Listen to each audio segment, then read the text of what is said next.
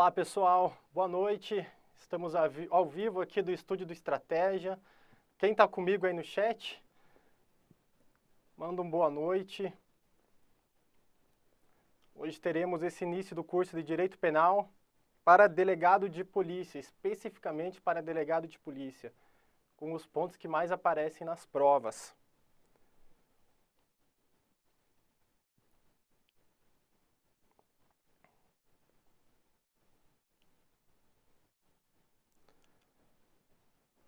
Boa noite, pessoal. Boa noite, Dan. Já iremos dar início. Boa noite, Fernanda, Joana. Estou acompanhando o chat aqui com vocês. E ao final da aula irei tirar todas as dúvidas aí que surgirem do tema. Hoje trabalharemos 4 temas muito importantes. Boa noite, Álvaro. Boa noite, Juliana. Muito obrigado. Hoje é a minha primeira aula aqui no estúdio do Estratégia, então estou muito feliz de estar aqui, era aluno daqui e agora professor. Só vou dar mais uns minutinhos e a gente já vai iniciar a nossa transmissão, dar início à nossa aula.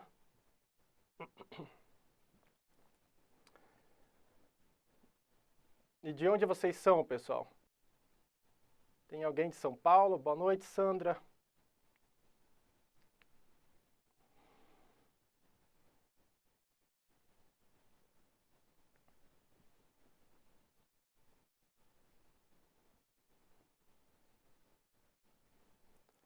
Bom, pessoal, acho que já vamos dar início aqui ao curso.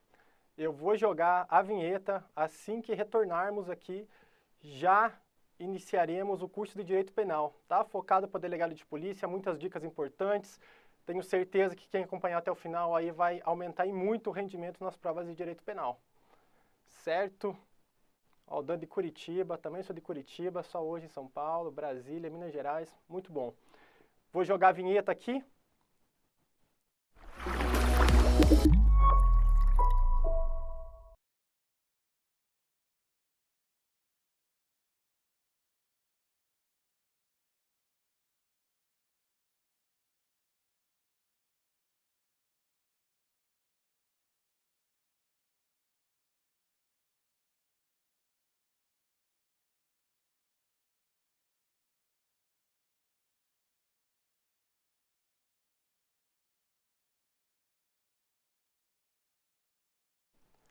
Boa noite, pessoal. Agora voltamos. Meu nome é Lucas Petri, para quem ainda não me conhece. Sou delegado de polícia no estado do Paraná e professor de Direito Penal para concursos públicos especificamente. Hoje daremos início a esse curso de Direito Penal em que abordaremos os temas sensíveis para o cargo de delegado de polícia. Aqueles temas que realmente aparecem nas provas de delegado de polícia, para você não ficar estudando muita coisa. Aqui eu garanto para vocês que vocês terão muitos pontos sensíveis, muitos pontos chaves que vocês conseguirão aí melhorar o seu rendimento na prova. Lembrando que amanhã também teremos a professora Larissa Neves com Direito Processual Penal e em seguida o professor Sérgio, ambos delegados de polícia, ele com Legislação Penal Especial. Então, vamos lá. Antes de tudo, eu quero colocar para vocês aqui que até amanhã, eu fiz questão de colocar isso daqui no meu slide, até apenas amanhã o Estratégia está com desconto aí de 30%, cupom DELTA30, o curso completo. Eu estudei pelo Estratégia, eu recomendo o Estratégia, então se você tiver ainda alguma dúvida sobre qual curso adquirir, eu super indico o Estratégia. Você vai ter acesso a todas essas videoaulas que estamos gravando, além de todas as videoaulas já presentes aí no concurso do curso extensivo para delegado, qualquer carreira jurídica que você estiver estudando. Certo? Hoje, como eu disse, temos aqui o curso específico de Direito Penal para delegado de polícia. Nós teremos 12 encontros de 1h30 cada um. Então teremos muito conteúdo. Eu peço a vocês aqui, desde já farei um pedido, um compromisso com vocês. Eu irei trazer o melhor conteúdo de Direito Penal para concurso de delegado, com base tanto nos estudos do Estratégia, como nos meus estudos para delegado de polícia, o que realmente cai nas provas para delegado de polícia, mas eu peço que vocês façam um estudo ativo, que vocês não assistam passivamente essa aula, que vocês façam suas anotações, que depois, amanhã, porque hoje iremos até as 10h30, que amanhã vocês façam questões sobre esse tema, fixando esse tema certinho para vocês realmente irem bem na sua prova, que estamos aqui para fazer mais questões, acertar mais questões e buscar aí o cargo de delegado de polícia, que é o cargo que você provavelmente aqui que está na live, que está nessa transmissão, almeja.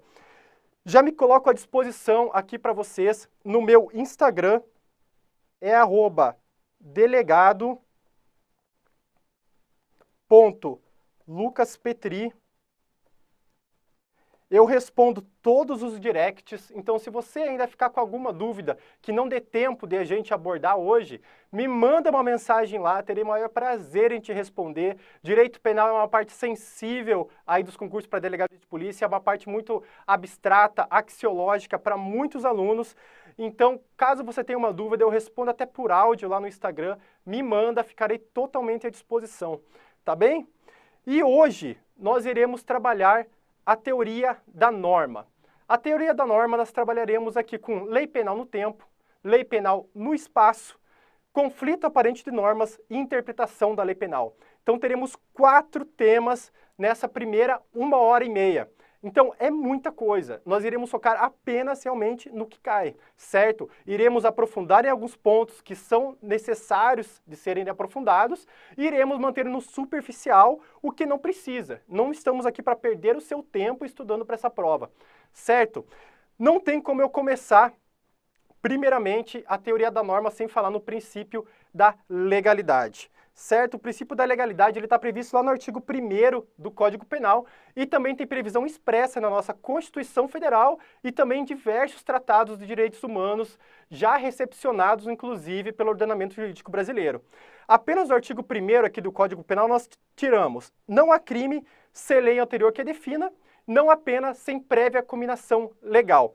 Nós já tiramos daqui 2 princípios. Primeiramente, o princípio da reserva legal. Pessoal, só pode existir tipo penal incriminador conforme a lei. E qual tipo de lei? Lei ordinária e lei complementar. Professor, e lei delegada pode legislar sobre direito penal? Não, pessoal, lei delegada é proibida pela Constituição Federal, lá no artigo 68, e não podemos ter lei delegada falando qualquer coisa sobre direito penal. Um ponto muito específico, já que eu queria trazer para vocês e que pode aparecer na prova de vocês, é sobre as medidas provisórias. Medida provisória pode criar um tipo penal incriminador? Não, mas pode sim legislar sobre matéria de direito penal. O STF tem vários precedentes. Vou voltar aqui. O STF tem vários precedentes que permitem que medidas provisórias criem, sim, tipos penais não incriminadores. Então, pode legislar sobre direito penal, desde que não sejam normas penais incriminadoras e que sejam benéficas ao réu, certo? Outro princípio que nós tiramos daqui é o princípio, vou jogar aqui para vocês, da anterioridade. Para haver crime, para haver uma pena, tem que ter lei em sentido estrito, igual eu já disse para vocês aqui, a lei ordinária complementar anterior. Não existe a retroatividade maléfica no ordenamento jurídico brasileiro, tá? Não existe, não tem como hoje criarem uma lei penal com tipo penal incriminador e essa lei retroagir no tempo, alcançando fatos que não eram criminosos na época do acontecido, tá? E outra coisa, por fim, que eu queria trazer para vocês, são aqui os requisitos, os fundamentos, desculpa, do princípio da legalidade. Muito importante aqui para vocês, o princípio da legalidade, ele tem alguns fundamentos. Primeiramente, ele tem um fundamento político. E o que é esse fundamento político? É o poder legislativo e o poder executivo, eles aceitam as normas abstratas criadas pelo tipo penal incriminador. E nós temos também o fundamento democrático. E o que traz esse fundamento democrático? Que apenas, desculpa pessoal, aqui é poder judiciário, tá? Poder judiciário e poder executivo, eles aceitam, eles respeitam as normas penais abstratas. E temos também o princípio democrático, que traz que apenas o Poder Legislativo pode criar leis. E por que isso? Porque o Poder Legislativo são os representantes do povo lá no Congresso Nacional. Então, o poder de criar a lei, o poder de criar os tipos penais incriminadores, pertence aqui ao Poder Legislativo, certo? Por fim, nós temos também o fundamento jurídico. O fundamento jurídico, ele traz conforme o povo. Por quê? Porque as pessoas, a população, os cidadãos, eles devem respeitar a lei. E essa lei tem um efeito, inclusive, intimidatório. Eu vou jogar aqui para vocês. Aqui já abarcamos tudo que eu queria abarcar com vocês nesse artigo. Já trabalhamos o princípio da reserva legal, o princípio da anterioridade e os fundamentos do princípio da legalidade. Para mim, é isso aqui que você precisa levar na sua prova de delegado de polícia. Tá bem? Vamos dar continuidade, então, ao próximo slide. Aqui começaremos a trabalhar a lei penal no tempo. A lei penal propriamente dita aqui no tempo. Não basta a gente saber o que é a norma penal, quem cria a norma penal, se nós não soubermos aplicar a lei penal. E é por isso que nós temos o estudo da lei penal no tempo e na lei penal do espaço. Aqui citaremos muito os primeiros artigos do Código Penal, ali do artigo 3º, 4º até o artigo 12. Esses artigos eles não caem em prova, eles despencam em prova. Mas eu estou aqui para fazer vocês entenderem esses artigos, não vocês apenas decorarem. Primeira coisa, nós temos 3 teorias que trabalham tanto a aplicação de lei penal no tempo como a aplicação de lei penal no espaço, certo? Nós temos a teoria do resultado, a teoria da atividade e a teoria da ubiquidade, certo? Então, conforme a teoria do resultado, considera-se praticado o crime no momento do resultado. Conforme a teoria da atividade, considera-se praticado o crime no momento da ação ou da omissão. Já pela teoria da ubiquidade, considera-se praticado o crime no momento da ação ou da omissão ou também do resultado, tá bem? Aqui o nosso Código Penal, ele adota a teoria da atividade, nos termos do artigo 4º do Código Penal.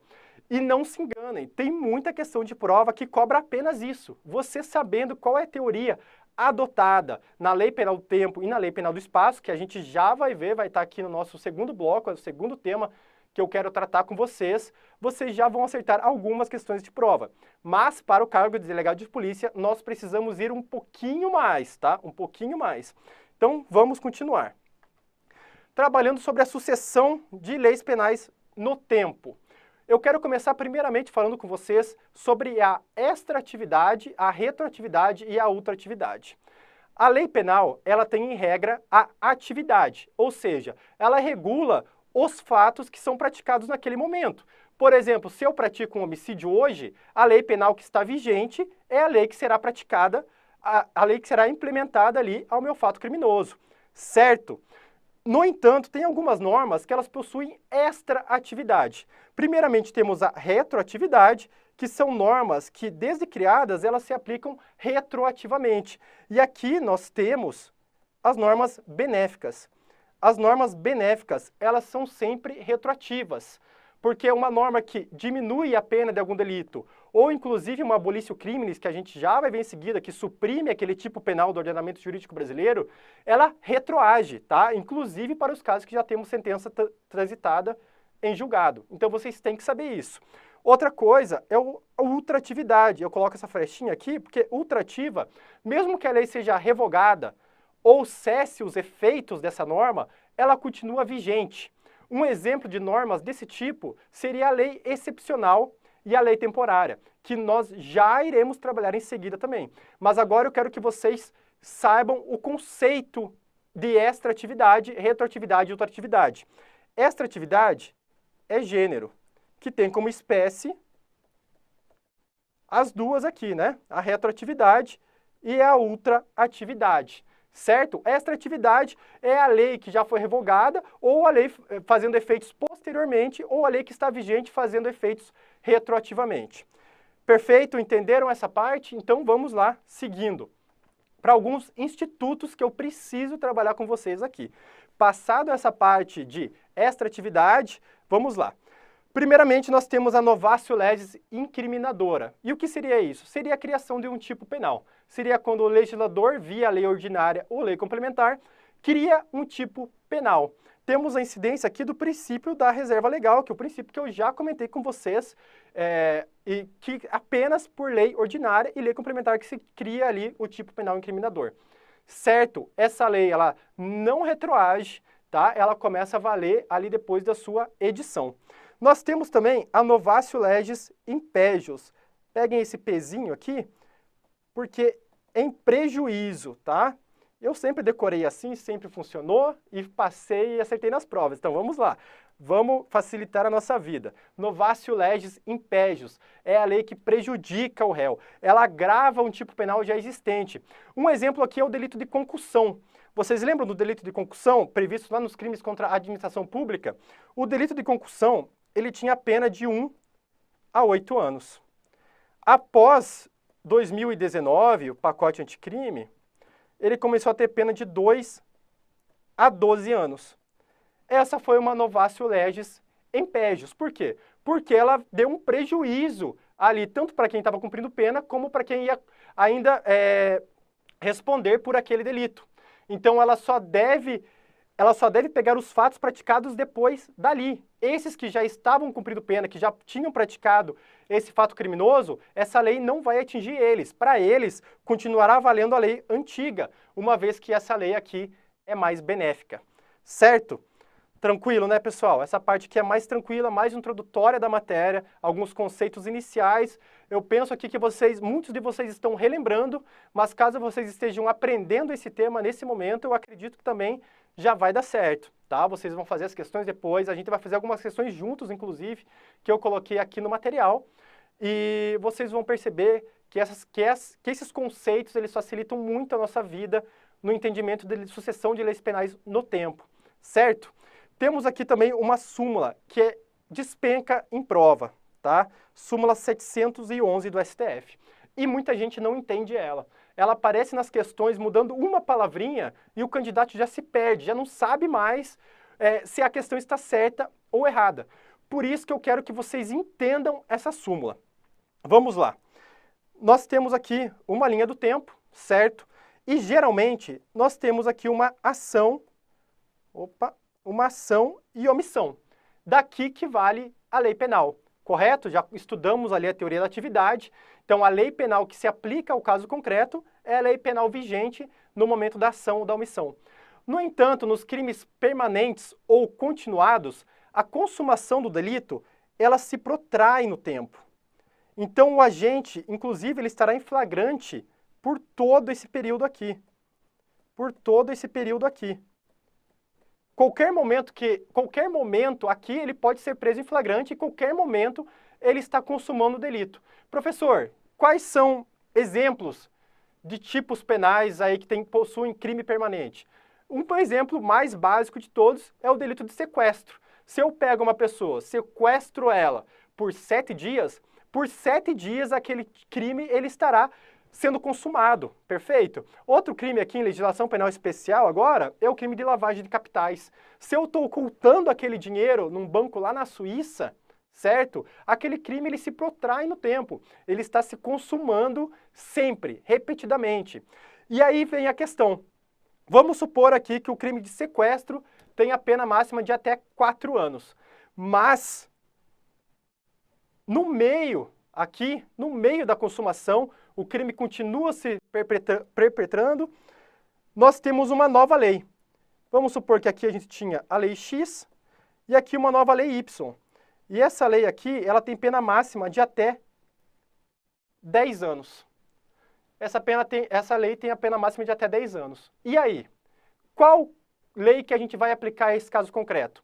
É a solução que a súmula 711 do STF dá pra gente. Eu, inclusive, diria para vocês que essa súmula aqui ela chega a ser um pouco incompleta. Por quê? A lei penal mais grave, ou também a mais branda, tá? É que na mais branda fica muito mais fácil, né? Não há nenhuma divergência. Mas aqui o STF ele quis deixar certo a questão da lei penal mais grave para não gerar dúvidas.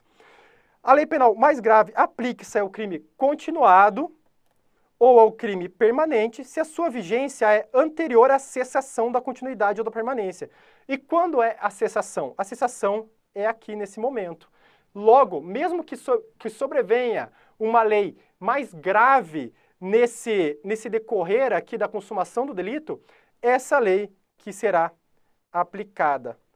Então é isso, eu quero que vocês entendam essa súmula, porque aí a banca vai poder trocar qualquer palavra aqui que vocês vão entender, vocês vão acertar essa questão. E essa súmula, igual eu já disse para vocês, ela aparece muito em prova, então muita atenção nessa súmula, certo? Vamos lá dar continuidade, então. Abolício criminis. Pessoal, abolício criminis, já conversamos sobre lei penal incriminadora e sobre a novatio legis impedius, que é a lei que prejudica o réu. Agora vamos falar de figuras benéficas ao réu. A abolício criminis trata-se da supressão da figura criminosa, ou seja, aquela figura criminosa ela é retirada do ordenamento jurídico brasileiro. Está presente lá no artigo 2º do Código Penal. E professor, essa lei que tira a outra do ordenamento jurídico, ela retroage? Sim, pessoal, sendo benéfica, aliás, muito benéfica ao réu, já que ele não vai responder por mais nenhum crime, ela retroage. Então, mesmo que a pessoa esteja presa, certo? Mesmo que a pessoa esteja presa, temos aqui um delito, o delito de sedução e o delito de adultério. Ambos sofreram abolício criminis. Não são mais crimes perante o ordenamento jurídico brasileiro. Quem praticou esses delitos, lá na época que eles foram revogados, mesmo se a pessoa estivesse cumprido qualquer tipo de pena, seja pena de multa, privativa de liberdade, restritiva do direito, essa pena ela seria abolida, juntamente com o tipo penal. Mas eu peço para vocês aqui uma atenção especial. Os efeitos penais são abolidos, são extintos apenas os efeitos penais. Professor, e o que são os efeitos penais? Os efeitos penais nós temos a execução da pena, que é o efeito penal primário, e temos os efeitos penais secundários. E quais seriam esses? Por exemplo, a reincidência, a proibição de adquirir sursi ou sursi processual em outro delito. Então, esses efeitos, eles são extintos. Mas a obrigação de reparar o dano, por exemplo, é um efeito extrapenal. E por isso, esse efeito, ele não é abolido, porque nós temos a divisão, a interdependência entre as esferas, certo? Uma coisa é a esfera penal, outra coisa é a esfera civil, outra coisa é a esfera administrativa. Em apenas alguns casos que uma esfera irá atingir outra. E aqui não é o caso. A abolício criminis, ela não atinge eventuais reparações de dano na esfera civil ou administrativa. Tá? Então, muito importante que você saiba disso, cai em prova e você tem que dar uma olhada. Se você não lembra, espero que tenha se recordado por aqui. E vamos para a próxima figura, novatio legis in melius. O que seria a novatio legis in melius? Seria aquela que melhora, né? Melhora a situação do réu, beneficia o réu, certo? Essa lei aqui, já conversei com vocês no começo, ela tem previsão no artigo 2º, parágrafo único, ela atinge sentença condenatória transitada a julgado. Então, vamos lá. Um agente cometeu um fato criminoso aqui, uma ação-omissão, perfeito? Aqui foi a sentença dele e estava em vigor a lei X. Posteriormente, após a sentença, entrou em vigor a lei Y, com uma lei muito mais branda. Certo? Não é abolício criminis, ela não aboliu a figura criminosa, mas foi muito mais branda, colocou a pena máxima lá de 10 anos para 5 anos. Essa lei, ela vai retroagir para os fatos pretéritos, tá? A sentença aqui, ela terá que ser revisada. E aí é uma grande dúvida e que aparece na prova de vocês, principalmente aqui da carreira jurídica. E quem irá aplicar essa nova lei? Quem irá fazer essa revisão da pena para o réu que já se encontra na fase de execução? Porque se for na fase do procedimento, ou algum réu que ainda não tenha nem oferecido a denúncia contra ele, é muito simples. O Ministério Público vai denunciar pela lei nova, ou caso esteja no meio do procedimento, o juiz vai se utilizar dos institutos da emendatio libelli ou mutatio libelli, isso lá em processo penal, lá com a professora Larissa Neves, amanhã, o juiz poderá mudar ali a classificação do delito para essa lei. Mas e caso o réu já esteja cumprindo pena? Quem que irá aplicar essa lei? Nós temos dois juízes. Temos o juiz da execução e o juiz ali do procedimento. E de acordo com a súmula 611 do STF, transitada em julgado a sentença condenatória, compete ao juízo da execução a aplicação da lei mais benigna. Então é o juiz da execução penal, ele que vai aplicar a pena nova, ele que vai refazer cálculos matemáticos, por exemplo, tirou uma majorante daquele fato ou aumentou uma minorante, será o juiz da execução penal. No entanto, eu peço aqui uma atenção especial para vocês.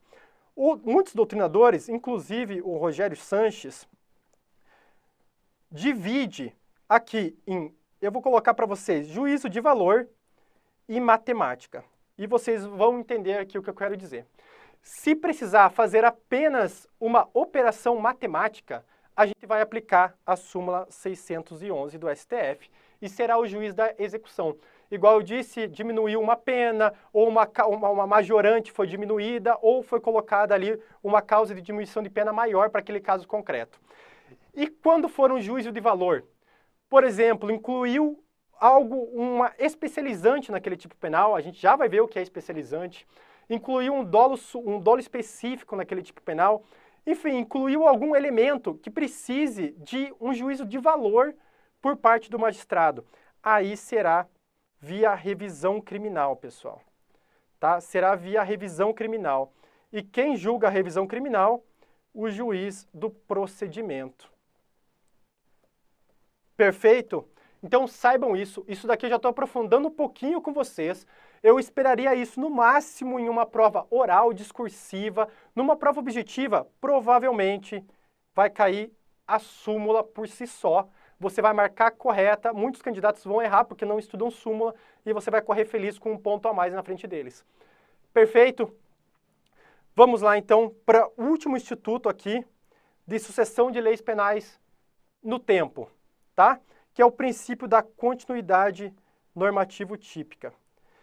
Pessoal, eu estou vendo aqui no chat algumas perguntas e eu vou responder todas, tá? Eu vou rolar o chat depois, então se vocês tiverem dúvidas, manda aqui. Algumas aqui eu já estou olhando, já tive aqui uma pergunta sobre abolicio criminis, se elas também se aplica à sentença judicial transitada em julgado. Se aplica, mesmo que a pessoa esteja cumprindo pena, ou seja, decorrência ali de uma sentença penal transitada em julgado, ela vai sim se aplicar, essa pessoa deverá ser solta. Naquele momento, a pessoa deverá ser solta. Se estiver no meio do procedimento, essa pessoa deverá ser absolvida. E se estiver antes do procedimento penal, o MP não deverá sequer oferecer a denúncia contra essa pessoa. Tá bem? Então, a abolicio criminis, ela se aplica sempre, ela retroage totalmente aí. E vamos lá para esse princípio. Ele é um pouquinho mais complicadinho, então se você entender, você vai acertar. Tá? Você vai acertar e vários candidatos não vão conseguir esse ponto que você está fazendo, que é o princípio da continuidade normativo típica. E o que traz esse princípio? Aqui não há uma revogação do tipo penal, mas aquele crime, ele passa a fazer parte de outro tipo penal. O melhor exemplo aqui, e o que aparece em provas, é o antigo artigo 214, que fala do atentado violento ao pudor. Que seria esse crime? Seria aquele agente que praticava mediante ameaça ou grave ameaça ou violência atos libidinosos diversos da conjunção carnal contra uma pessoa. Esse crime sofreu abolicio criminis? Se você entrar lá no Código Penal, ele vai estar como revogado. Mas ele sofreu abolicio criminis? Não, pessoal, não. Ele passou para o artigo 213 do Código Penal. Tá? Ele passou para o artigo 213. Hoje, se você, mediante violência ou grave ameaça, pratica atos libidinosos com outra pessoa ali, sem a vontade dela, você vai incorrer no crime de estupro. Então, não houve abolicio criminis desse delito, certo? Aqueles que estavam respondendo pelo crime de atentado violento ao pudor ali, eles vão responder pelo crime de estupro. Perfeito? Já coloco aqui que não há que se falar em abolicio criminis. Muito importante isso aqui. E é somente isso. Não é tão difícil. Vou trazer uma questão para vocês agora, para vocês verem como isso cai. Tá? Vamos lá. Vou deixar até maior aqui a tela para vocês acompanharem comigo. Vamos direto para a assertiva, para a gente não tomar muito tempo da aula. Manuel praticou conduta tipificada como crime. Com a entrada em vigor de nova lei, esse tipo penal foi formalmente revogado. mas a conduta de Manuel foi inserida em outro tipo penal. Nessa situação, Manuel responderá pelo crime praticado, pois não ocorreu abolício crimes com a edição da nova lei. Perfeito, pessoal.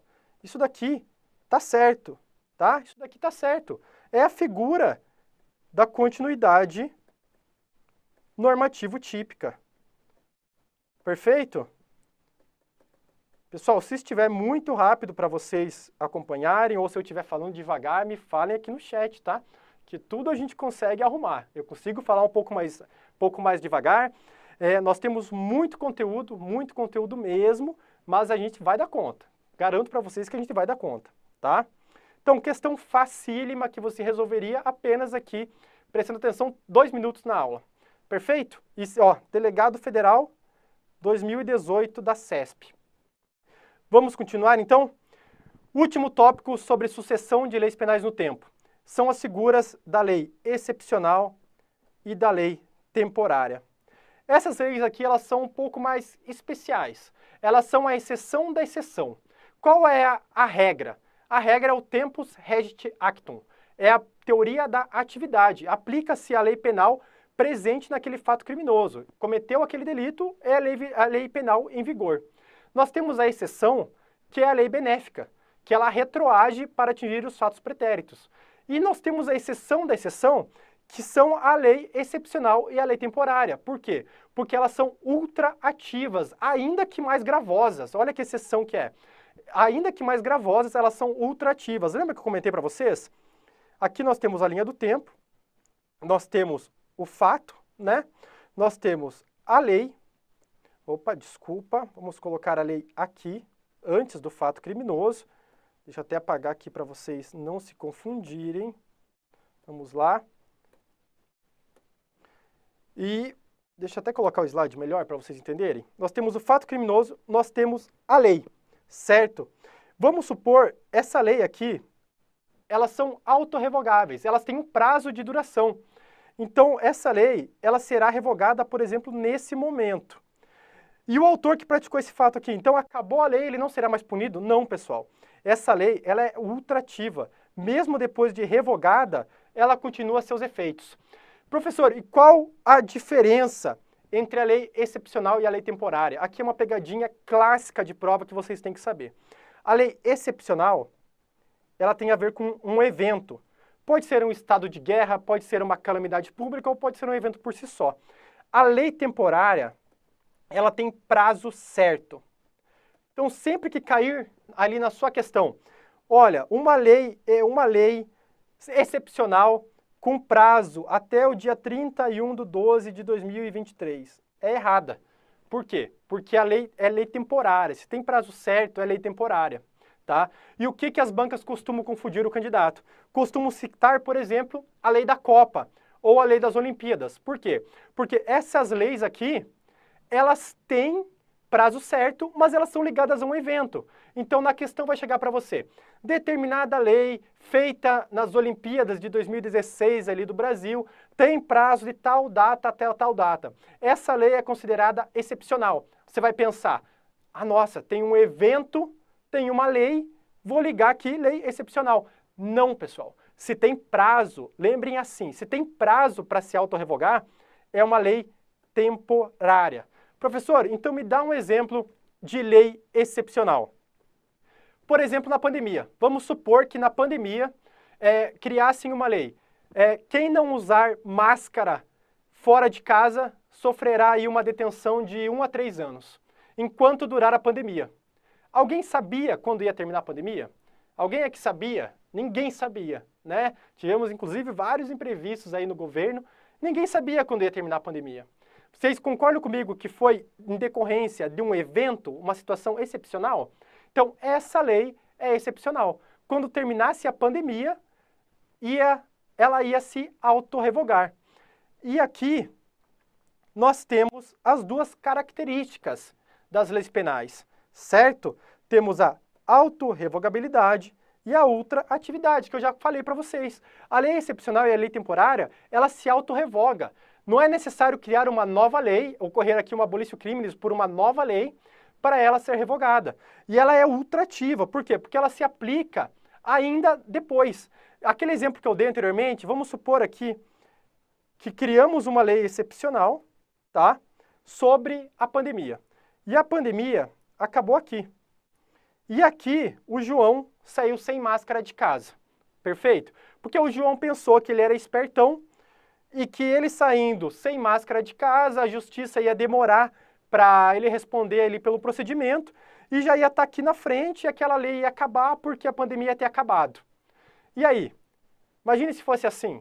Ninguém ia respeitar nenhuma lei excepcional temporária, porque realmente, normalmente, ia demorar mais que o prazo de sua vigência.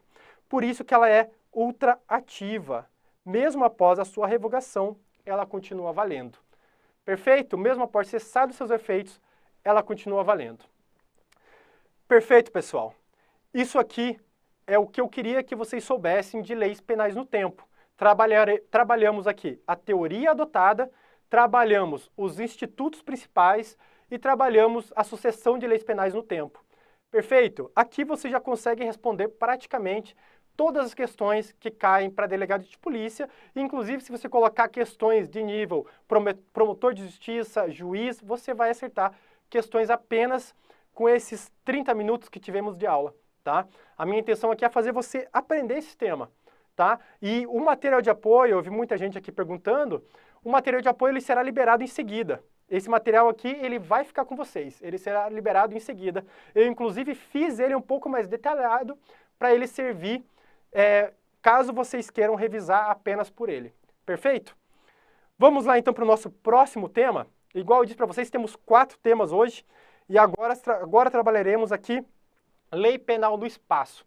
Eu não vou repetir as teorias, mas temos a teoria do resultado, atividade e ubiquidade, da mesma forma que a lei penal no tempo. Perfeito? Só que aqui, claro, ao invés do momento, estamos falando do lugar. O lugar que é praticado aquela infração penal. Não estamos mais falando do momento. Perfeito? O Código Penal, no artigo 6º, ele adota a teoria da ubiquidade. Por quê? Considera-se o crime praticado tanto no local em que ocorreu a ação ou omissão, bem como onde produziu ou deveria produzir-se o resultado. Aqui eu gostaria de parar um pouquinho com vocês, tá? Gostaria de parar um pouquinho para vocês. Eu não quero que vocês confundam direito processual penal com direito penal. Aqui nós estamos falando de direito penal. Nós estamos falando em aplicação da lei penal, tá? Então, estamos falando de crimes, vocês me perdoem a minha letra, tá? De crimes à distância, tá? Crimes à distância. E quais são esses crimes? São aqueles crimes que são praticados em mais de um estado soberano. Por exemplo, há uma ação no Brasil e o resultado na Argentina, ou ao contrário. Aqui sim nós estamos falando de lei penal, tá? Aqui nós estamos falando dessas teorias. Caso seja um crime plurilocal, o que é um crime plurilocal, professor? É aquele que é praticado dentro do estado soberano, só que em mais de um estado. Então, por exemplo, o crime de tráfico de drogas interestadual começa lá no Paraná, acaba em São Paulo. Nós teremos a aplicação do Código de Processo Penal, artigo 70, lá do Código de Processo Penal. Amanhã, com a professora Larissa Neves, eu tenho certeza que ela vai abordar esses temas com vocês. Então, saibam que não se aplica ao crime plurilocal, apenas aos crimes à distância. Então, não confundam. Cuidado para não confundirem na prova. Aqui nós estamos falando da lei de qual país irá ser aplicado ao caso concreto, tá? Não estamos falando de qual comarca irá julgar aquele caso. Muito cuidado aqui, porque muitos alunos confundem. Começa estudando uma coisa com a outra, começa batendo os tópicos ali no mesmo momento de estudo e começa a ficar perdido. Então aqui nós estamos falando de teoria da ubiquidade na lei penal. Perfeito? Passamos essa parte? Vamos continuar então. Um macete aqui que vocês devem conhecer, que vocês precisam conhecer. Vocês matam muitas questões de prova apenas com esse macete, que é a famosa luta, né? Famosa luta. Lugar, ubiquidade, tempo, atividade.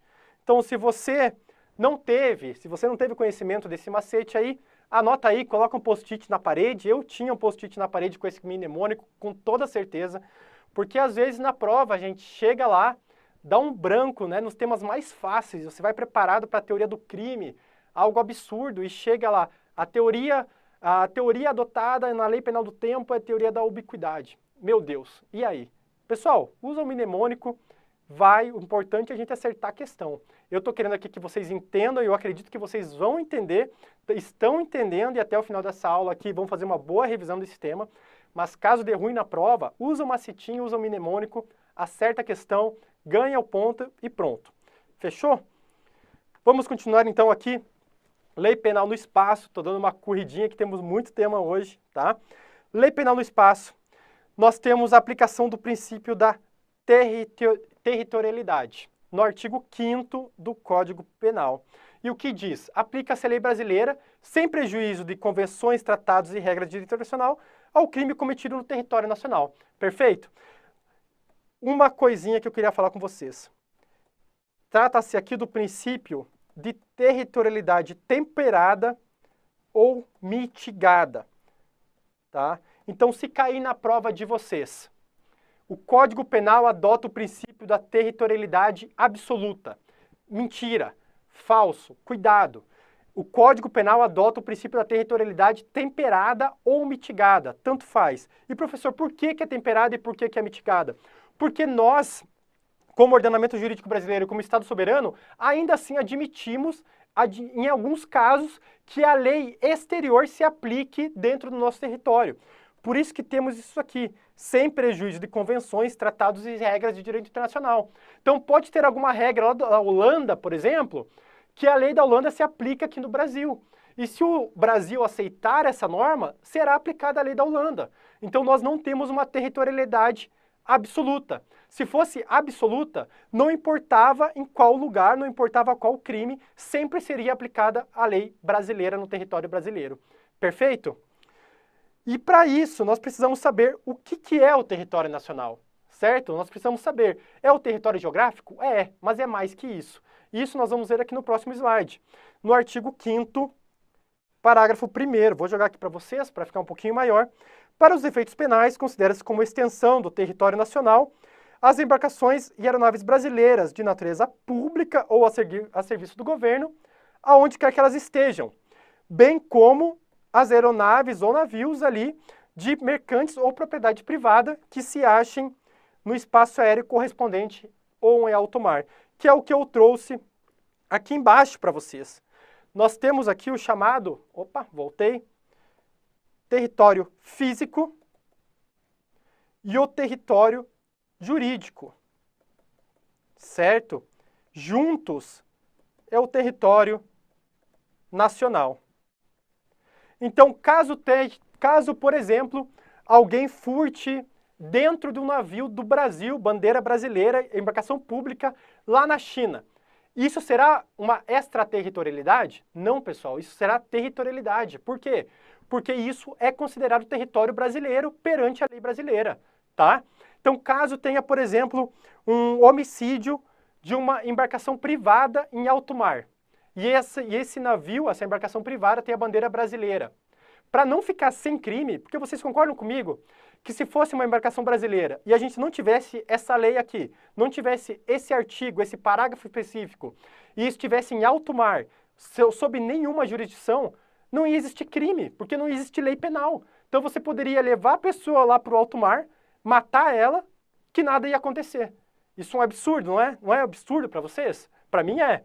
Então, nesse caso, nós consideramos as aeronaves ou as embarcações em alto mar ou no espaço aéreo correspondente como território brasileiro. Aqui não há que se falar em extraterritorialidade, apenas em territorialidade, tá bem? É considerado território brasileiro. Então, lembrem disso, muitas questões trocam esses termos, privada e pública, na sua prova. Então, você tem que decorar esse artigo aqui. Se você entender melhor, eu acho que com essa explicação que eu dei, você já vai entender. Mas, caso não entenda muito bem, decora bem, pessoal. Pega bem esse artigo, vai para a prova com ele, tá? E vamos continuar aqui, sobre a extraterritorialidade. Vamos lá para a extraterritorialidade? A regra, igual eu já disse com vocês, é a territorialidade. Ou seja, aplica-se a lei do Brasil no território nacional. No entanto, nós temos algumas hipóteses em que a gente aplica a lei penal brasileira fora do Brasil. Isso é meio louco, não é? Não pega um pouco mal para vocês? Vocês, como presidente de um Estado soberano, presidente lá da Holanda, da Inglaterra, você gostaria que fosse cometido um crime dentro do seu território e aplicasse a lei de outro país? Vocês entendem que isso é um pouco absurdo perante o direito penal, perante ali a soberania do Estado? Isso soa um pouco absurdo. Por isso que apenas crimes muito graves, tá? E em determinadas condições, como a gente vai ver aqui em seguida, que há essa aplicação da extraterritorialidade. E aqui eu trouxe para vocês alguns princípios, os princípios que fundamentam. A gente não falou de fundamento lá no princípio da legalidade, agora estamos falando aqui de fundamento no princípio da extraterritorialidade. E a gente vai desmembrar o artigo 7º do Código Penal em virtude desses princípios aqui. A gente vai fazer inciso por inciso, bem rapidamente, e vamos desmembrar todos esses princípios. O princípio da proteção, ele fundamenta aqueles crimes pelo bem jurídico tutelado. Então, aquele bem jurídico é importante para a lei penal brasileira, para aquele Estado, então ele deve ser tutelado pela norma penal brasileira, ainda que cometido no exterior.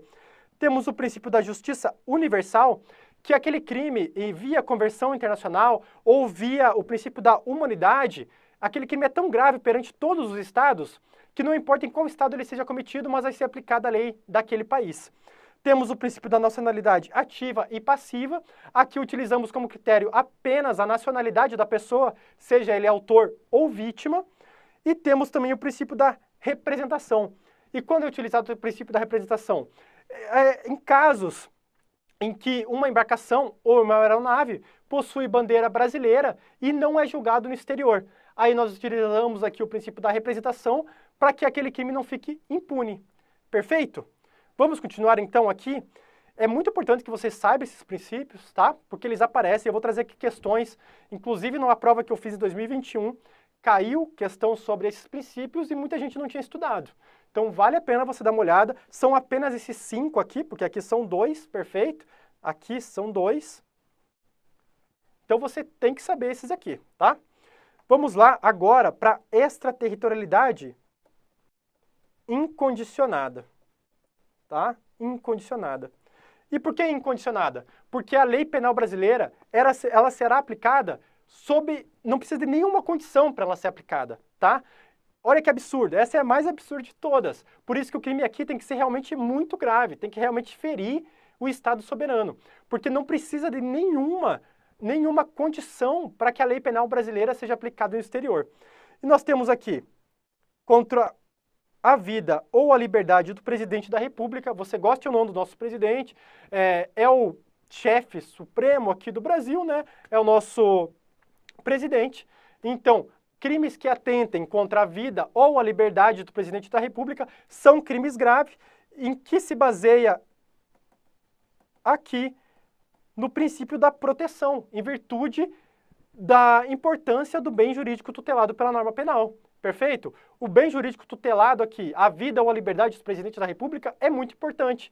E por isso que o princípio da proteção fundamenta esse inciso, essa linha A aqui.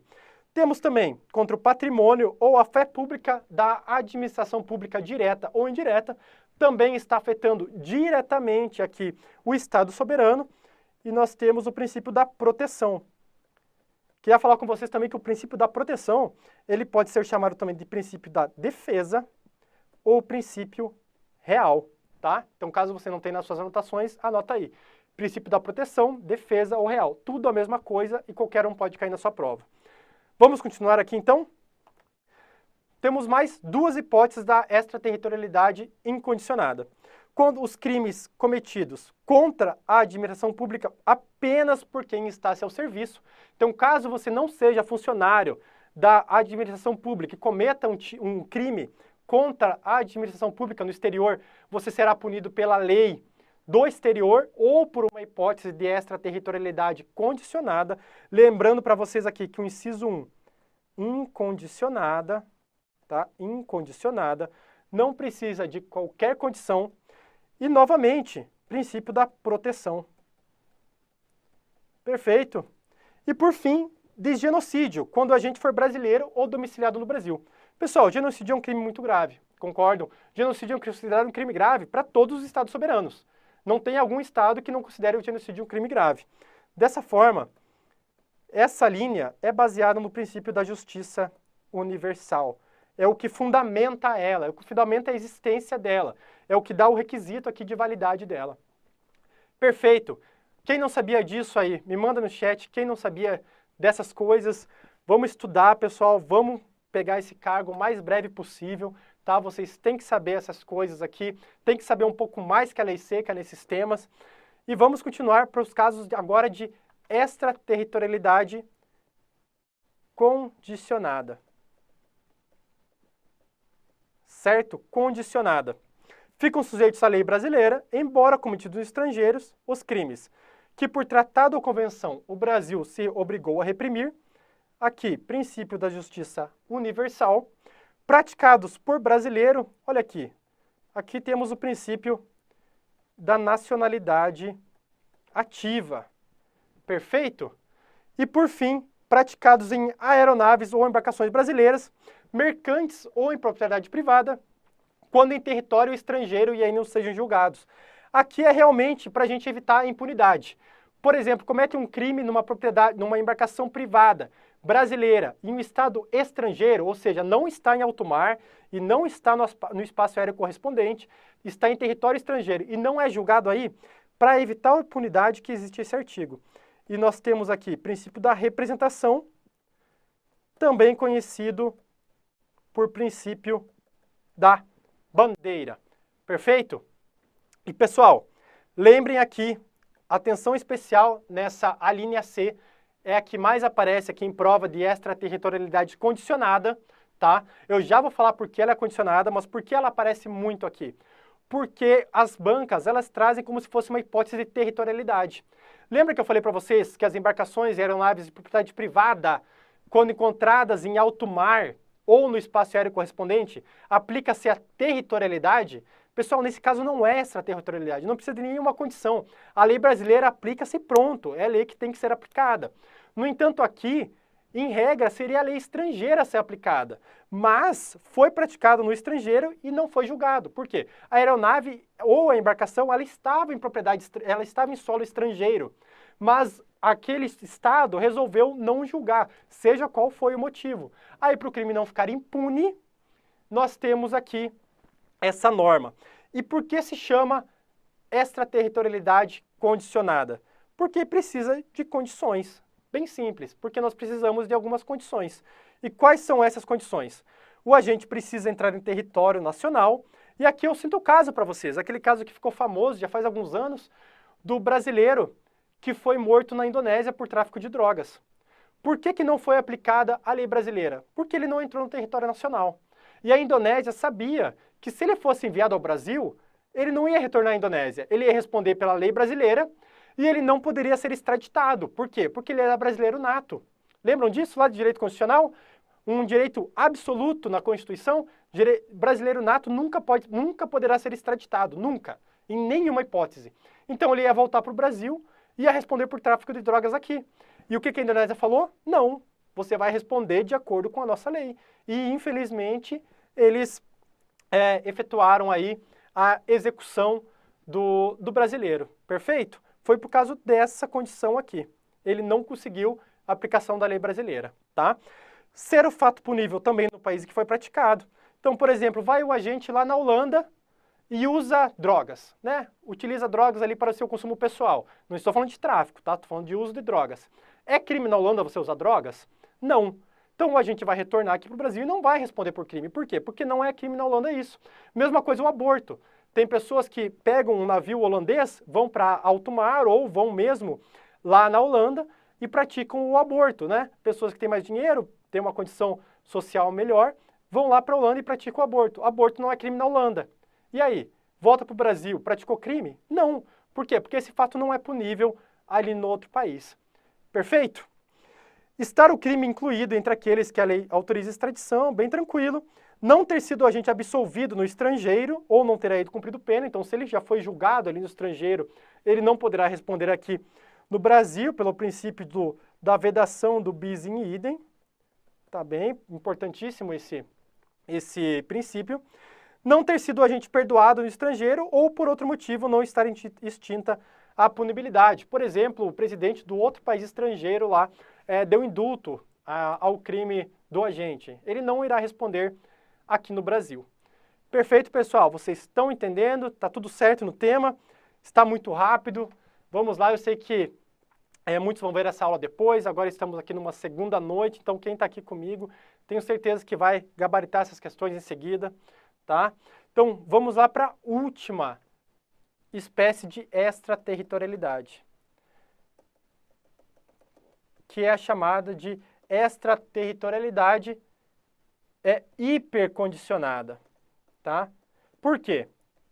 Porque além daquelas condições do artigo anterior, ela precisa de mais esses dois requisitos. Não pode ser pedido ou negada a extradição e também tem que haver aí a requisição do ministro da Justiça.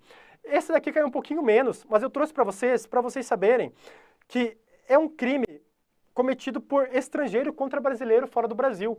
Então nós temos sim a aplicação do princípio, do fundamento da nacionalidade passiva no nosso Código Penal.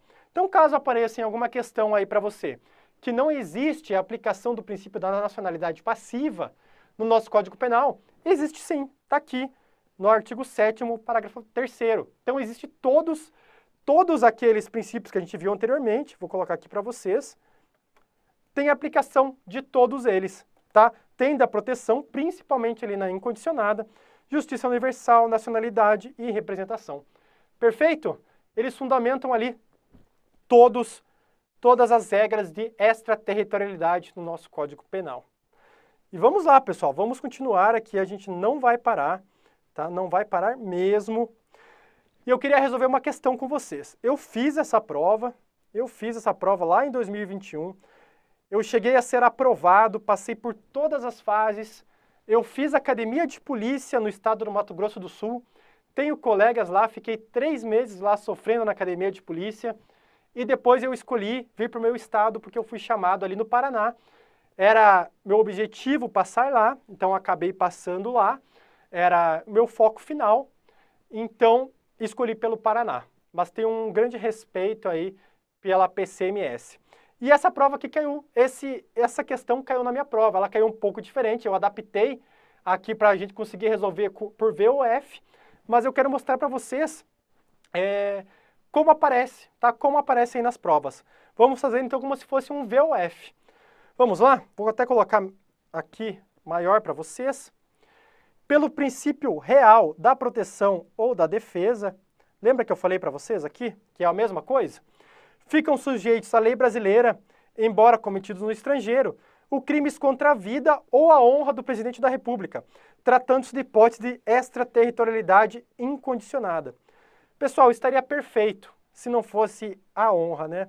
A honra não, pessoal. A honra não é crime tão grave a ponto aqui de colocarmos. Então, é a vida ou a liberdade do presidente da República. Então, não é patrimônio, não é honra, sempre muda isso daqui nas provas, então saibam disso. O resto está perfeito. É realmente o princípio da proteção real ou da defesa e é realmente um caso de extraterritorialidade incondicionada. Só está falsa ali por ser honra. Vamos lá para 2? Ficam sujeitos à lei brasileira, embora cometidos no estrangeiro, os crimes de genocídio, quando o agente for brasileiro ou domiciliado no Brasil. Perfeito. Trata-se de aplicação do princípio da justiça universal ou cosmopolita, hipótese de extraterritorialidade incondicionada. E aí, pessoal? O que vocês acham? Tá certo isso daqui? Essa daqui tá certíssima. Essa daqui, inclusive, era o gabarito da questão, tá? Porque aqui era uma questão A, B, C, D ou E, né? Então, igual eu disse para vocês, vou até voltar aqui um pouquinho.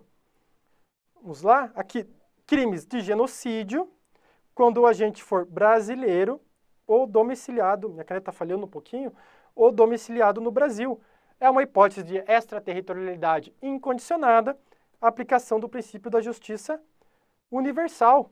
Perfeito? Então está correta essa questão aqui. Essa daqui gerou um ponto a mais ali na PCMS, que o corte, inclusive, foi muito baixo, porque foi uma prova muito difícil, tá? Vamos para 3? Configura a hipótese de extraterritorialidade condicionada crime ocorrido no estrangeiro, em navios e em aeronaves de natureza pública ou privada, aplicando-se o princípio da representação ou da bandeira. O que está errado aqui, pessoal? Se fosse natureza pública aqui é sempre... O mecanismo está falhando um pouquinho aqui. É sempre territorialidade, pessoal. Tá? Então, sempre, natureza pública, não importa onde esteja a embarcação ou a aeronave, sempre será territorialidade. Aqui a gente nem entra nesses fundamentos, tá? A gente nem entra, a gente aplica aqui o princípio da territorialidade, a gente não entra na extraterritorialidade. Se não tivesse essa natureza pública aqui, realmente estaria certo. Era aquela linha C que eu falei para vocês tomarem cuidado. Trata-se de uma hipótese de extraterritorialidade condicionada, uma embarcação privada aplicando-se o princípio da representação ou da bandeira, que é o princípio aí que a gente viu por último. Perfeito, pessoal? Bom, agora eu vou jogar a vinheta aqui rapidinho com vocês. Vou dar fim a esse bloco de lei penal do tempo e lei penal no espaço. Deu quase 1 hora de aula, era o que eu estava pretendendo.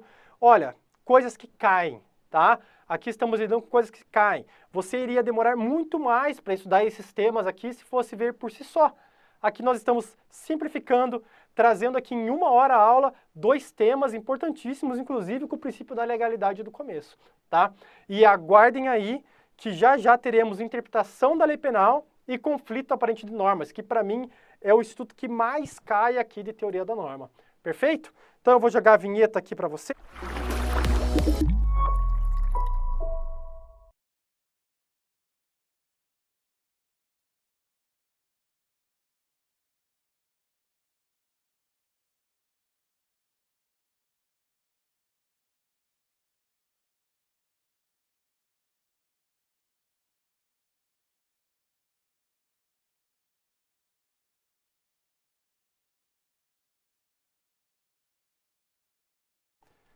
Bom, pessoal, eu voltei aqui e agora eu quero conversar com vocês que estão aqui no chat comigo, tá? Eu quero responder aqui as questões que vocês fizeram, né? Vamos dar uma olhada aqui? Vamos lá. Temos aqui falando dos concursos, né? Agradeço muito ao professor Michael Procópio pela oportunidade, ele que me convidou hoje para dar essa aula, então perfeito. Sobre os concursos aí, PCAL, PCSP está saindo, né, pessoal? PCAL já saiu, inclusive. Deixa eu rodar um pouquinho aqui. Sobre o material de apoio, realmente vai ser liberado em seguida, tá? Vai ser liberado em seguida para vocês vão poder seguir aí com o material de apoio. E, professor, pergunta para depois. No caso do júri, as qualificadoras serão analisadas por eles, certo, perfeito. Em eventual abolício de qualificadora, é o juiz de execução da pena que analisa essa abolício? Exatamente, tá? Exatamente isso. Por quê? Porque trata-se realmente ali só da pena, né? Seria apenas um cálculo matemático.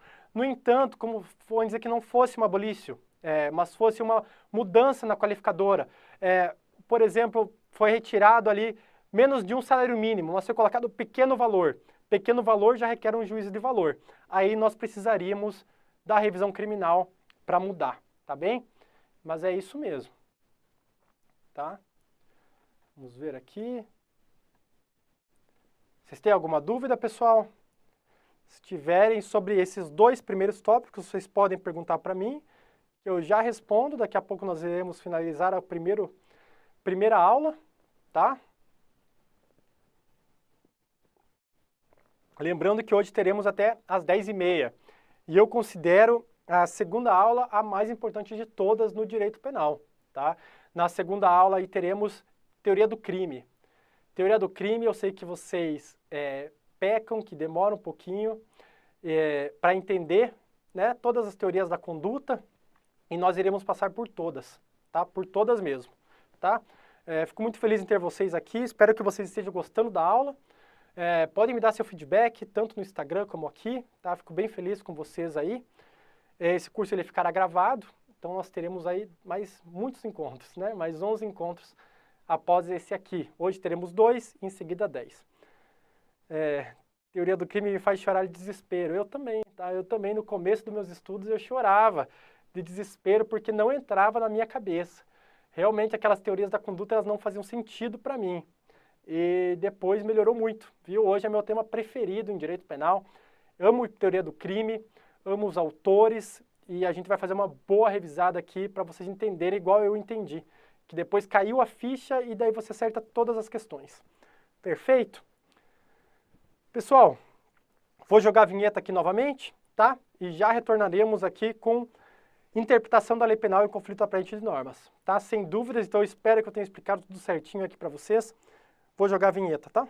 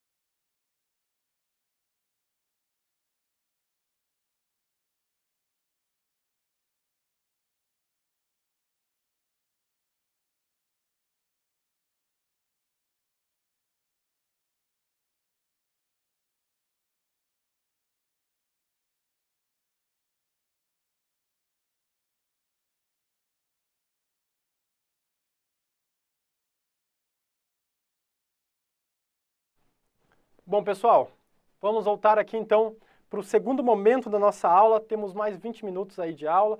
Irei dar conta com vocês de interpretação da lei penal, certo? Interpretação da lei penal em conflito aparente de normas em pouco tempo, mas vai dar certo, confio aqui. Vocês estão me ouvindo e me enxergando bem? Todos aí do chat, me mandam um ok só porque eu perdi contato aqui com o operador. Então só me mandam um ok, só para eu saber que vocês estão aí e que eu posso dar início a continuação aqui da nossa aula, tá? Temos aqui interpretação da lei penal. Pessoal, um ok ali, obrigado. Interpretação da lei penal. Pessoal, interpretar nada mais é do que você retirar o real sentido daquela norma, certo? E para isso nós precisamos de um sujeito, um modo e um resultado. E esse tema, ele vem aparecendo cada vez mais nos concursos para delegado de polícia, tá? Todos os últimos concursos que eu vi a partir de 2021, apareceu pelo menos uma questão de interpretação da lei penal. E considerando aqui o tempo, o custo-benefício, o tamanho dessa matéria, é um tema que vale muito a pena você estudar. Porque vocês vão ver aqui, eu vou explicar para vocês em 10 minutos, inclusive correntes doutrinárias distintas, aprofundando um pouco no tema, e vocês vão entender e vão acertar as questões, tá? Mas façam as questões, vejam bem certinho. O importante aqui de interpretação realmente é a classificação, tá? A classificação da interpretação. E eu trouxe duas classificações para vocês. A primeira é quanto à pessoa, tá? É quanto à pessoa. Pessoal, qual pessoa que está fazendo aquela interpretação? Nós temos a interpretação doutrinária, que seriam os estudiosos do direito. Quando você estuda ali pelo nosso grandioso professor Michael Procópio, no curso de Estratégia, ou quando você faz ali pela doutrina dele, você está lendo uma interpretação doutrinária, sabe? Porque aquele doutrinador, ele faz a interpretação dele da norma, perfeito? Nós temos também a interpretação autêntica, e eu cito aqui já para vocês o artigo 327 do Código Penal, pessoal. Artigo 327, ele traz lá para você o conceito de funcionário público. A interpretação autêntica é aquela que o próprio legislador traz da norma. Nós não temos muitas normas falando o funcionário público comete tal delito. Então, para não deixar que a doutrina ou jurisprudência trouxessem aí para a gente o conceito de funcionário público, ele foi trazido pela própria lei, lá no artigo 327, tá? E também temos interpretação jurisprudencial. E essa daí é feita por todos os juízes, né? Os tribunais, os juízes singulares, eles fazem essa interpretação jurisprudencial. Eu só cito aqui para vocês a importância do artigo 113-A da Constituição, tá? Por quê? Porque nós temos as súmulas vinculantes. E as súmulas vinculantes, elas vinculam os outros órgãos. Elas vinculam o poder judiciário e elas vinculam o poder executivo. Claro que não vinculam aí o poder legislativo, mas elas vinculam o poder judiciário e o poder executivo. Então, essa interpretação por súmulas vinculantes ou via precedentes judiciais, recursos repetitivos, é muito importante, tá? Porque elas realmente vinculam, é como se tivesse uma força ali de lei. Perfeito? Então, bem tranquilo aqui, voltando esse bloco, bem tranquilo, interpretação contra a pessoa. E agora vamos lá para uma mais complicadinha, mas que eu preciso trabalhar com vocês, porque aqui aparece, tá? Aparece muito, principalmente aqui o que eu vou trazer para vocês. Nós temos a interpretação quanto ao resultado. Primeiramente, temos a interpretação declarativa, que a lei, ela diz exatamente o que ela quer dizer, tá? A lei, ela diz exatamente o que ela quer dizer, então o intérprete não precisa nem se esforçar ali, porque já está tudo presente na lei, perfeito? Nós temos a interpretação restritiva, que a lei diz muito, a lei diz mais do que ela quer dizer, então cabe ao intérprete restringir o efeito daquela norma, tá? E nós temos aqui a interpretação extensiva em sentido amplo. Aqui é muito importante para vocês. Se cair apenas em interpretação extensiva, você pode considerar ela como em sentido estrito ou em sentido amplo, porque é apenas alguns doutrinadores que fazem essa diferença. Mas vamos lá, então, o que é interpretação extensiva em sentido estrito? É quando a lei diz menos do que ela quer dizer, e daí cabe ao intérprete ampliar o sentido dessa lei, ampliar a interpretação dessa lei, perfeito? Eu trouxe aqui para vocês, no próximo slide, que nós temos aqui a diferença. E aqui é que cai, pessoal. Aqui é que cai, aqui despenca em prova. As bancas tentam te confundir de tudo que é forma aqui. Eu trouxe até exemplos aqui para vocês. Eu vou falar e vou mostrar os exemplos, tá? Interpretação extensiva. Muitos doutrinadores, por que eu coloquei no slide anterior aqui, interpretação extensiva em sentido amplo? Porque muitos doutrinadores, inclusive aqui citou Rogério Greco, ele divide. Ele coloca que interpretação extensiva é gênero, em sentido amplo, e divide interpretação analógica e interpretação extensiva em sentido estrito, certo? E, pessoal, a interpretação extensiva em sentido estrito é o que eu já disse para vocês. A lei diz menos do que ela quer dizer e o intérprete vai lá e amplia o sentido dela. Um exemplo aqui nós temos no delito de extorsão, lá uma majorante no artigo 158, parágrafo 1º. Se o crime é cometido por 2 ou mais pessoas ou com emprego de arma, aumenta-se a pena de 1/3 até metade. E essa arma aqui, pessoal, essa arma pode ser um cacetete? Pode ser uma arma branca? Pode, mas pode ser algo que eu pegue e utilize, um pedaço de pau, por exemplo, é uma arma? Não é uma arma branca, um pedaço de pau, mas aqui é considerado uma arma. Então, é ampliado o sentido da norma para até outros objetos que não sejam uma arma, mas sejam alguns objetos utilizados ali no delito, se encaixem no tipo penal. Perfeito? Então, há uma extensão dessa norma. E nós temos a interpretação analógica, e as bancas adoram confundir os candidatos em essas duas aqui. Tá? Adoram confundir o candidato em interpretação analógica e analogia. Vamos falar primeiramente de interpretação analógica. A interpretação analógica, ela ocorre quando o legislador, ele traz algumas hipóteses genéricas e depois, ele traz algumas hipóteses específicas e depois ele joga uma fórmula genérica. É o que acontece aqui no homicídio qualificado por motivo torpe.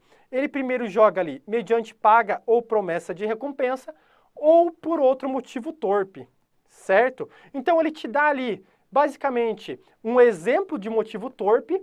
Então o intérprete depois ele vai se basear, normalmente aqui o juiz, ele vai se basear para saber o que é motivo torpe em decorrência do que é explicado aqui anteriormente. Vocês entenderam essa parte? Então aqui é uma interpretação, tá? E eu quero dizer para vocês, muito importante aqui, que tanto a interpretação extensiva como a interpretação analógica, nos termos da doutrina majoritária, é aplicada tanto em bonum partem quanto em malum partem. Há uma forte corrente doutrinária que explica que apenas a interpretação analógica que é aplicada em malum partem, ou seja, para prejudicar o réu. No entanto, A doutrina majoritária que vocês devem levar para a prova é que ambas, tanto a interpretação extensiva quanto a analógica, é que podem ser utilizadas para beneficiar ou prejudicar o réu. E por fim aqui nós temos a analogia. Primeira coisa, a analogia não é técnica de interpretação do direito. A analogia é técnica de integração do direito, tá? Ela visa o direito como um todo. Ela vê o sistema do direito como um todo. E ela vê uma lacuna naquela norma e ela pega outra norma ou outro conceito para aplicar nessa norma que não existe, tá? Então, vocês podem observar aqui, na interpretação, nós temos que ter uma norma. Tanto na extensiva quanto na analógica, nós temos uma norma. O intérprete, ele interpreta aquela norma. Já na analogia, não existe uma norma. Puxa de outro ramo do direito, ou até do próprio ramo do direito, para suprir uma lacuna. E aqui nós temos, por exemplo, no artigo 181, inciso 1, que fala ali sobre as imunidades. É isento de pena quem comete qualquer dos crimes previstos nesse título em prejuízo do cônjuge na constância da sociedade conjugal. O STF já entendeu que isso aqui deve abarcar também o companheiro. Pessoal, minha caneta não está funcionando direito, tá? Mas companheiro, tá? Então deve abarcar ali, ó, vou deixar aqui para vocês, o companheiro. O companheiro também é beneficiado por essa norma. E o que vocês têm que saber? Analogia só cabe in bonam partem. Eu não vou conseguir mais escrever aqui, pessoal, porque deixa eu ver a caneta. Aqui é apenas in bonam partem, é apenas em benefício do réu, tá? Ela pode ser aplicada apenas em benefício do réu, não pode ser praticada aí em bonam partem, não pode criar, por exemplo, um tipo penal incriminador via analogia, seria tipo um absurdo, certo? Então, é isso que eu quero que vocês saibam aqui de interpretação. Perfeito? Vamos lá, então, para o próximo tópico, nosso último tópico do primeiro bloco. E é um tópico que eu vou demorar um pouquinho mais do que a interpretação. Vocês viram aqui que interpretação foi muito rápido, certo? Foi muito rápido, em poucos minutos a gente já resolveu. E agora eu quero gastar o resto do nosso tema aqui em conflito aparente de normas. Pessoal, isso daqui despenca nas provas, tá? Despenca mesmo. Cai na sua prova discursiva. Se o seu concurso tiver peça procedimental, você vai ter que saber os princípios do conflito aparente de normas. Você vai ter que saber aplicar essas regras para saber qual foi o delito cometido, para você não colocar mais delitos do que o examinador está pedindo, ou colocar menos delitos do que ele está pedindo. Então você tem que saber utilizar esses princípios aqui. Perfeito? Primeiramente, o que é o conflito aparente de normas?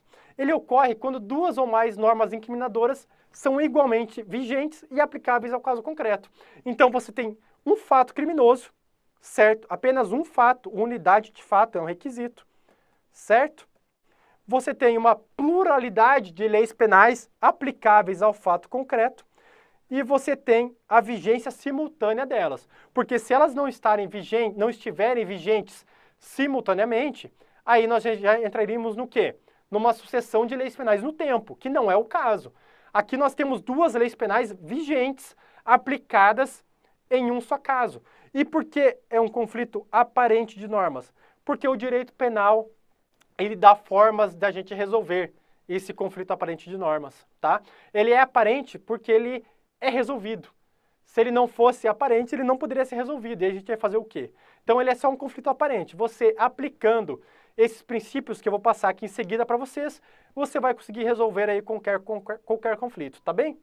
Vamos lá, então, para os 4 princípios que nós temos. Princípio da consunção, absorção, é a mesma coisa, tá bem? Princípio da alternatividade. Aqui eu deixo um asterisco para vocês por 2 motivos. Primeiro, alguns doutrinadores não aceitam esse princípio, porque eles entendem que trata-se do princípio da consunção, que está ali dentro do princípio da consunção. Então, pode ser que o seu examinador entenda dessa forma e não traga a alternatividade. Aí você vai ter que ver com as demais assertivas se está correto ou não. E outra coisa, muitos examinadores costumo colocar princípio da alteridade. Eles apenas trocam, tá? Muitos examinadores, eles trocam. Isso daqui tá errado, pessoal. O princípio da alteridade é um princípio que a gente estuda lá no começo do direito penal, que você deve atingir bem jurídico alheio, tá? Aqui não tem nada a ver, tá? Nada a ver. Vocês vão ver o que é princípio da alternatividade aqui comigo. Eu só queria fazer essas duas observações. Temos também o princípio da subsidiariedade e o princípio da especialidade. Com esses 4 princípios, a gente vai resolver qualquer conflito aparente de normas. Perfeito? Pessoal, eu só vou comentar aqui com vocês que eu estou falando um pouco rápido, porque nós temos pouco tempo. Nós temos 12 encontros de 1h30 e eu quero abordar com vocês todos os temas que aparecem bastante para delegado de polícia, tá? Eu fiz um estudo aqui, já com os meus alunos, passo isso para os meus alunos individuais e, assim, você sabendo o que eu vou trazer aqui para vocês nesses 12 encontros, você vai acertar 80% a 90% da prova de direito penal, tá? Apenas alguns pontos, claro que você vai precisar de um estudo à parte, mas aqui são os pontos que realmente aparecem, tá? São os pontos que realmente caem. E esse ponto, ele realmente cai, ele aparece muito nas provas, perfeito? E eu já trago aqui um macete para vocês, né? Que é o tal do case. Então, sempre que você se confundir ali na prova, usa o mnemônico case e coloque ali os princípios. Cuidado aqui para não colocar alteridade, alternatividade. Perfeito? Vamos lá agora estudar sobre o que são esses princípios. O que são esses princípios? Perfeito? Primeiramente, princípio da especialidade. Ela prevê, vou até colocar maior aqui para vocês, ela prevê a prevalência da norma especial sobre a geral e se estabelece em abstrato. Perfeito, essa análise ela se dá em abstrato, ela não se dá no caso concreto, não precisa ter o caso concreto ali para você saber qual norma você vai aplicar, pela comparação das definições abstratas contidas nas normas. Pessoal, deixa eu voltar aqui para mim. Vamos lá, como a gente aplica o princípio da especialidade? Importar drogas é crime, certo? Mas importar drogas não poderia se encaixar no delito de contrabando? Lá no artigo 334-A do Código Penal, você importar mercadoria ilegal não é crime? É crime de contrabando. E por que é tráfico de drogas? Porque nós temos um tipo penal específico no artigo 33 da Lei 11.343. E esse tipo penal, ele diz que você importar drogas é crime previsto ali naquela lei e não é contrabando. Ele não fala especificamente não é contrabando, mas com o princípio da especialidade, a gente consegue entender que não é contrabando. Perfeito? Por quê? Porque nós temos as chamadas especializantes. E são esses elementos especializantes, pessoal, desculpa aqui, tá? Especializantes que especializam o tipo penal. Aqui, no caso do exemplo citado, são as drogas. Ali, os entorpecentes que especializam aquele tipo penal, que tiram ele ali do contrabando e levam ali para a lei de drogas. Outro exemplo é o crime de infanticídio. Você matar alguém não é crime de homicídio? Perfeito. E você matar alguém sob estado por perperar o seu filho é crime de homicídio? Poderia ser. Perfeito. Mas existe um tipo penal especializante previsto ali no Código Penal, que trata do infanticídio. E por esse motivo que aplica-se o infanticídio e não o homicídio. Perfeito, pessoal? Entendido esse aqui? Nesse princípio, nós temos os chamados elementos especializantes que trocam um tipo penal para o outro. Vamos lá, princípio da subsidiariedade. Estabelece que a lei primária tem prevalência sobre a lei subsidiária. A figura subsidiária está inserida na figura principal, mas só tem aplicação quando a lei principal não puder incidir, atuando como soldado de reserva. Muito importante esse termo aqui, muito utilizado em provas discursivas objetivas, tá? Muito utilizado. Por exemplo, vamos lá, delito de extorsão. Você constrange alguém mediante grave ameaça ou violência ali para fazer algo em virtude de receber, né, de receber algum patrimônio. Perfeito? Por que esse crime não é o de constrangimento legal? Poderia ser? Poderia. No constrangimento legal, você faz a mesma coisa, só que não tem a questão do patrimônio. Você não visa ali alguma vantagem patrimonial. E por isso que o constrangimento ilegal não é aplicado. E é aplicado extorsão quando você faz isso com o intuito de obter alguma vantagem indevida. Perfeito?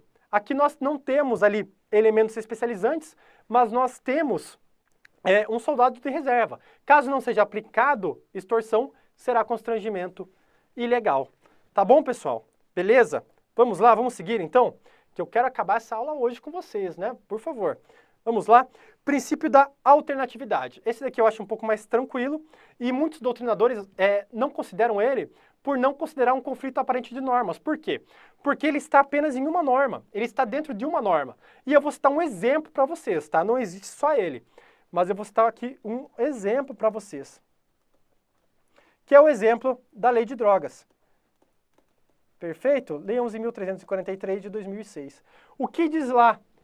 Quais são os verbos do tipo penal do artigo 33 da Lei 11.343? Temos muitos verbos lá, não tem? Vender, adquirir, importar, meu Deus, uma loucura decorar todos esses verbos, certo? Mas e se eu pego, importo, transporto e vendo? Eu estarei cometendo 3 crimes? Não. Eu só irei responder pelo crime de tráfico de drogas, apenas um crime. Perfeito? No mesmo contexto, né? Considerando aqui que seja a mesma droga, o mesmo contexto. Você só irá responder por um delito. E por que você não vai responder por 3 tráficos de drogas? Exatamente por isso, pelo princípio da alternatividade.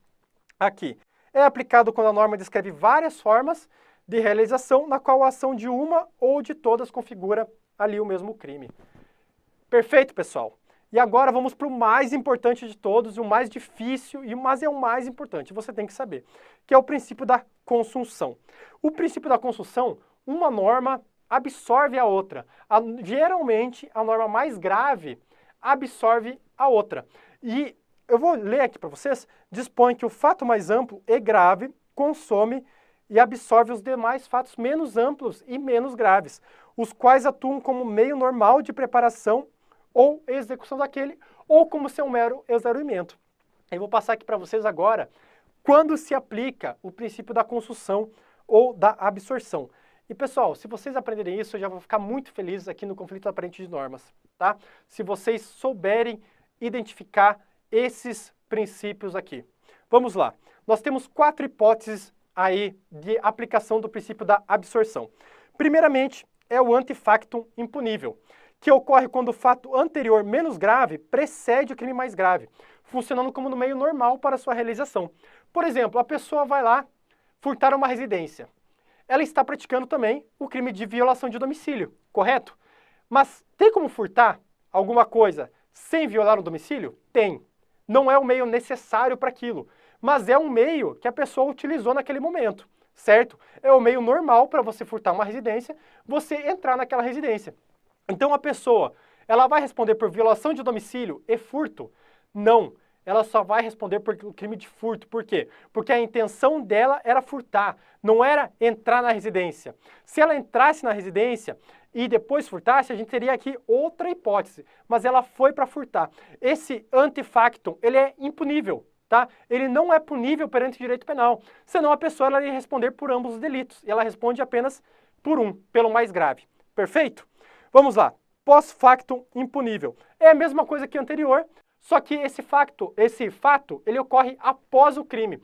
Por exemplo, a pessoa furta o veículo e destrói o veículo. Ela furta e quebra o veículo, enfim, faz o que quiser. A pessoa vai responder pelo crime de dano também? Não, pessoal, ela não vai responder também pelo crime de dano. Ela vai responder somente pelo crime de furto. Esse crime posterior, ele não é levado para tipificar a conduta. Ele pode ser levado na dosimetria da pena? Pode. Ele pode ser levado para a esfera civil, ali para eventual reparação do dano? Pode, mas o agente ele não vai responder também pelo crime de dano. Perfeito? Apenas pelo crime de furto. Vamos lá. Agora, os 2 mais importantes que eu quero que vocês saibam. Eu preciso que vocês saibam esses 2 institutos. Eu realmente preciso que vocês saibam. Progressão criminosa e crime progressivo. Eles são muito parecidos. Eu vou ler aqui igual está no slide para vocês. A progressão criminosa, há uma mudança no ânimo delitivo do agente, que por alguma razão decide praticar um crime mais grave. Já o crime progressivo ocorre quando, para se chegar à consumação do crime que o agente deseja, necessariamente a prática menos grave. Antes, vou diferenciar para vocês aqui antefacto impunível e crime progressivo. Qual a diferença entre ambos? Eles parecem bem parecidos, certo? Qual a diferença? No crime progressivo, o agente ele passa necessariamente por aquele crime anterior. Já no antefacto impunível, não passa. Igual eu disse para vocês, é possível você furtar alguma coisa sem entrar na casa de alguém? Sim, o furto ele ocorre em outras dependências. Agora me diga, é possível você matar alguma pessoa sem ofender a sua integridade?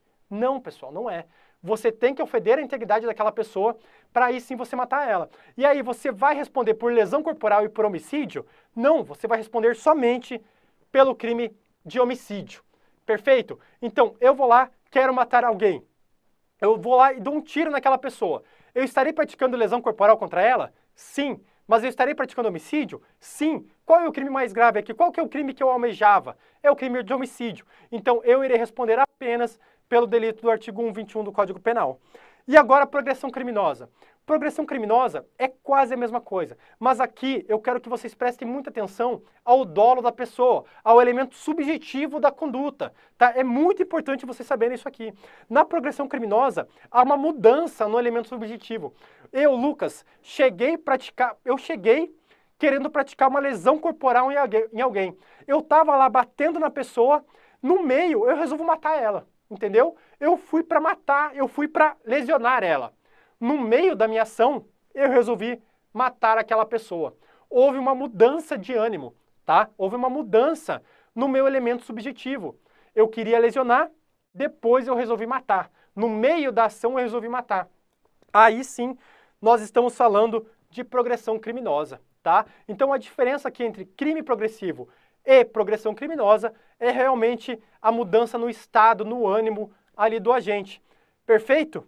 Entendido, pessoal? Entendido? Para a gente finalizar essa aula aqui, eu já passei do meu tempo um pouquinho, então para finalizar, vamos aqui responder algumas questões. Vamos responder essa questão? Aqui, ó, delegado CESP 2022. O cotejo se dá entre fatos concretos, de modo que o mais completo, o inteiro, prevalece sobre a fração.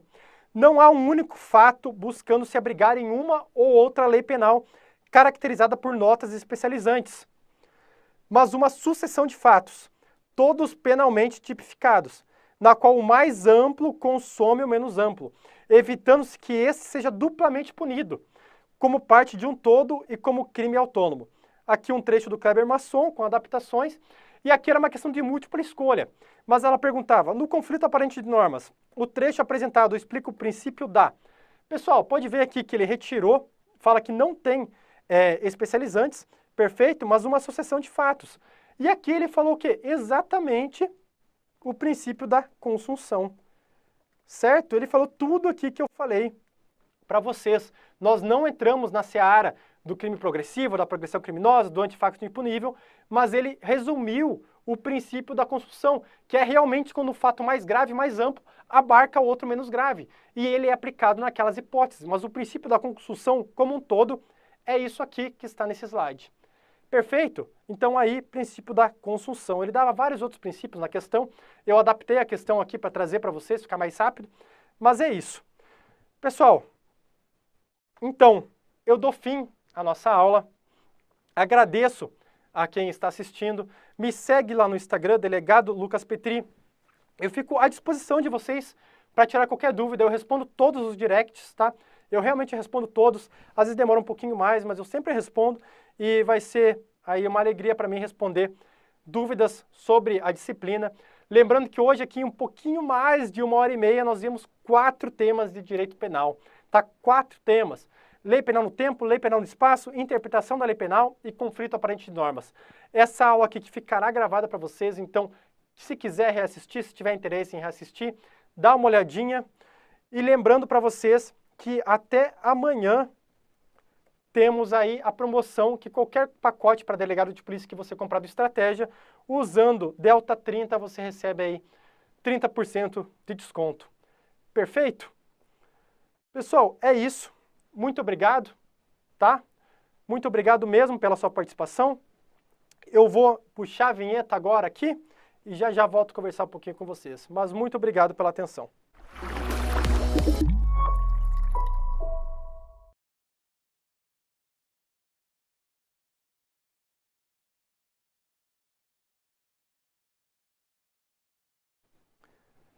Pessoal, aparecendo aqui um pouquinho agora só para responder vocês aqui no chat. Eu prometi que eu ia responder vocês, né? Então, vamos lá. Vão ter mais aula? Essa aula tem material para acompanhamento? Sim, pessoal, essa aula tem material. Esse material aqui será disponibilizado para vocês.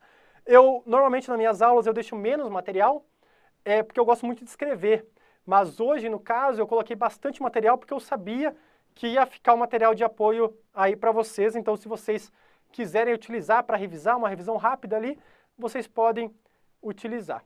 Vão ter mais aulas durante a semana? Teremos uma aula hoje, inclusive, daqui 20 minutos estarei com vocês novamente para a teoria do crime. Iremos falar hoje sobre conduta e sobre resultado. Aula importantíssima, para mim a mais importante de direito penal, parte geral, necessária para você entender a teoria do crime, tá? Teremos outra aula ali, sim. Crime progressivo seria tipo uma desistência voluntária? Bom, a desistência voluntária, o agente começa aquele ato, só que ele desiste, né? Ele desiste daquele ato e ele responde ali pelos atos já praticados. Já no crime progressivo, não. No crime progressivo, o agente realmente continua a praticar aquele delito que ele já tinha interesse de praticar anteriormente. Só que ele não responde pelo delito anterior, porque aquele delito ele acaba sendo absorvido pelo delito que ele quis praticar, o crime realmente que ele quis praticar. Um outro exemplo aqui que eu cito para vocês é o crime de estelionato mediante cheque. Então a pessoa vai lá mediante cheque sem fundos e pratica o estelionato. Aquela falsificação de documento que ela praticou anteriormente, ela é um meio para a prática daquele delito. A pessoa não tinha interesse em falsificar, ela tinha interesse em enganar a outra pessoa ali para receber essa vantagem indevida. Então, pode ver que muda bastante o instituto, tá? Ele muda bastante porque em um a pessoa responde apenas pelos atos anteriores e aqui a pessoa responde mais pelos atos posteriores, né? Mas a gente pode fazer esse raciocínio, né, se você quiser. Alteração de novo no edital da PCAL, pelo jeito sim, né, pessoal? Mas eu não acredito que agora mudará a data, tá? Eu não acredito em uma mudança de data. Eu acredito que só vai realmente mudar ali. E teoria do crime vai ser hoje sim, vai ser hoje ali. Então, perfeito, pessoal. Fico feliz que vocês gostaram da aula. Eu vi aqui vários obrigados. Eu espero que não tenha sido muito corrido, tá? Realmente são 4 temas, né, para 1h30. Então eu tive que correr um pouquinho, tá? Tive que correr um pouquinho aí mais do que eu queria. Mas em breve já voltamos aqui, voltaremos com teoria do crime. E muito obrigado, espero que vocês fiquem comigo. Sei que é difícil, segunda-feira à noite, mas espero que vocês fiquem comigo aí para o próximo bloco de teoria do crime. Perfeito? É isso, daqui a pouco estaremos de volta.